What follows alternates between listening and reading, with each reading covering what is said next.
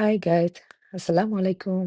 যখনই আমি কোনো রিকোয়েস্টের রেসিপি তৈরি করি, তখনই আমার খুব ভালো লাগে। আসলে সময়ের অভাবে অনেকের অনেক রিকোয়েস্ট অনুযায়ী রেসিপি আপলোড দিতে পারি না। রিসেন্টলি আমার এক সাবস্ক্রাইবার যার নাম ইব্রাহিম, তার রিকোয়েস্টেই আজ তৈরি করে দেখাবো চাইনিজ রেস্টুরেন্টের লাভ গাই সালাদ।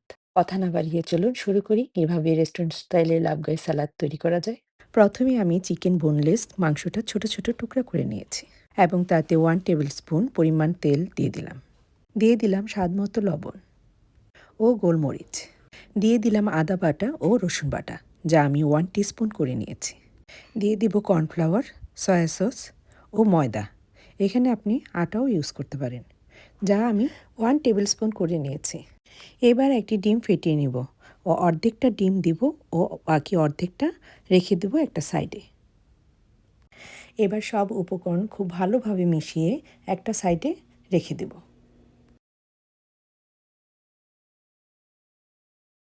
এবার আরেকটা বাটিতে রেস্ট অফ দ্য এগ দিয়ে দিব। দিয়ে দিব স্বাদমতো লবণ ও গোলমরিচ, আদা ও রসুন। আপনার স্বাদ অনুযায়ী মশলা কম বা বেশি করতে পারেন। দিয়ে দিব 1 টেবিল স্পুন পরিমাণ সয়া সস ও 1 টেবিল স্পুন তেল। দিয়ে দিব কর্নফ্লাওয়ার ও ময়দা, যা আমি 1 টিস্পুন করে নিয়েছি। আবারও সব কিছু ভালোভাবে মিশিয়ে নিব এবং দিয়ে দিব চিংড়ি মাছ। আবারও সব কিছু খুব ভালোভাবে মিক্সড করে একটা পাশে রেখে দেব এবং চলে যাব একটা সস তৈরি করার জন্য। আবারও একটি বাটিতে 4 tablespoon mayonnaise, 2 tablespoon plain yogurt, 2 tablespoon ketchup, 1 tablespoon soya sauce, সামান্য পরিমাণে লবণ এবং 1/2 টিস্পুন পরিমাণ রসুন পেস্ট দিয়ে খুব ভালোভাবে মিক্সড করে নেব।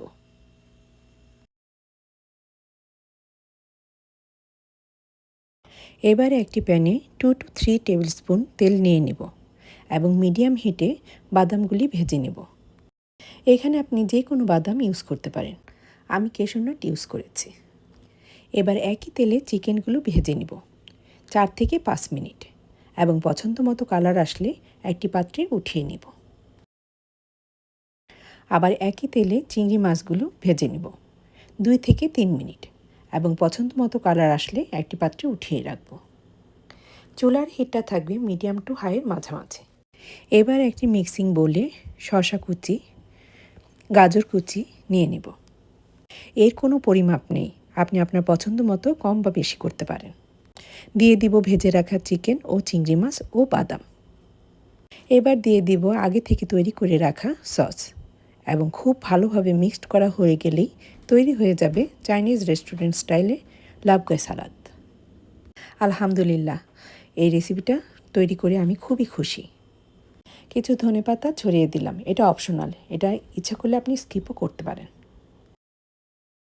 আমার ফলোয়ার মিস্টার ইব্রাহিম এত সুন্দর খাবার তৈরি করে, কিন্তু তার কাছে আমার রেসিপিগুলো সহজ এবং সুস্বাদু লাগে। সেই জন্য তাকে অনেক অনেক অনেক শুভেচ্ছা জানিয়ে এখানেই বিদায় নিচ্ছি।